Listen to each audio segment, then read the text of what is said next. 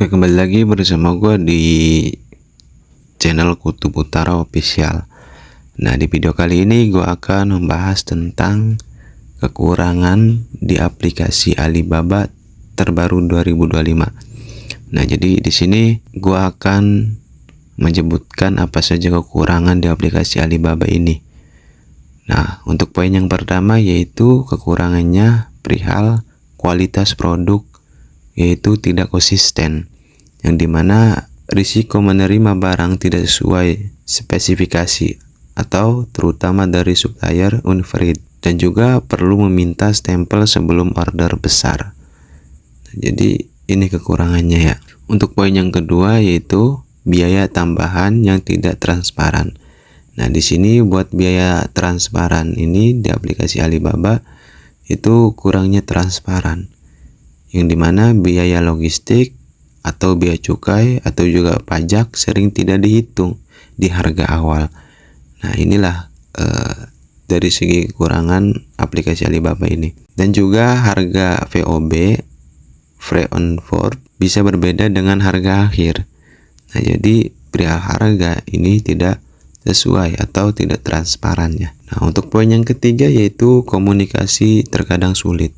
Nah, di sini karena memakainya bahasa Inggris suppliernya, jadi terkadang bisa terbatas karena kita mayoritas orang Indonesia ya. Jadi perihal supplier ini terkadang atau komunikasi ini terkadang suka terbatas, yang dimana menyebabkan miskomunikasi. Nah, kalau bisa kita sebagai orang Indonesia itu meresponnya dengan bahasa Inggris juga, karena dikhawatirkan kekurangan ini bisa membahayakan pembelian kita di aplikasi Alibaba. Dan juga perbedaan zona waktu memperlambat respon.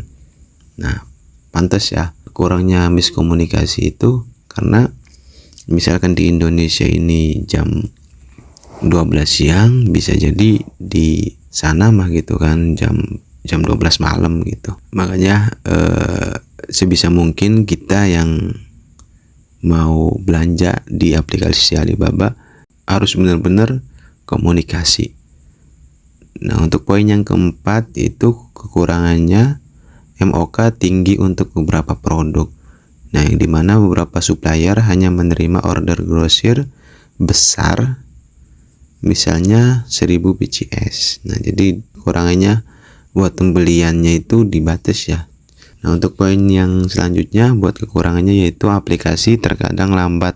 Nah, di sini biasanya notifikasi tidak selalu real time, dan juga tampilan UI kurang intuitif dibanding kompetitor super Amazon Bushiner. Nah, untuk poin yang selanjutnya yaitu yang keenam, proses verifikasi supplier tidak sempurna. Nah, masih ada supplier bodong meski sudah ada sistem verifikasi. Nah, di Alibaba ini juga masalah verifikasi supplier ini bisa masuk ya, supplier yang bodong itu. Dan juga pembeli perlu teliti memeriksa, mereview, dan transaksi history. Dan yang ketujuh yaitu ketergantungan pada supplier. Nah, jadi di aplikasi Alibaba ini benar-benar mempergantungkan ke pihak suppliernya. Jika supplier gagal kirim atau produksi delay, maka pembeli sulit menuntut.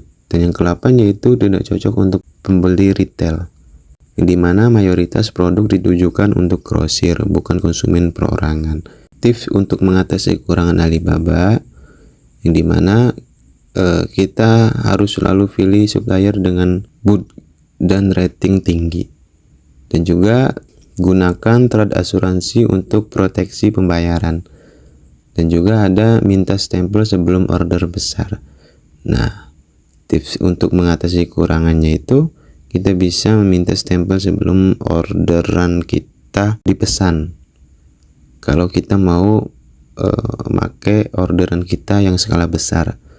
Dan juga bisa negosiasi jelas soal biaya logistik dan pajak. Kesimpulannya, Alibaba cocok untuk membeli grosir atau reseller yang ingin produk murah dengan koneksi global, tetapi memerlukan riset supplier ekstra untuk menghindari resiko untuk UKM atau pemula, yang dimana fitur seperti trade asuransi ini sangat membantu mengurangi masalah transaksi.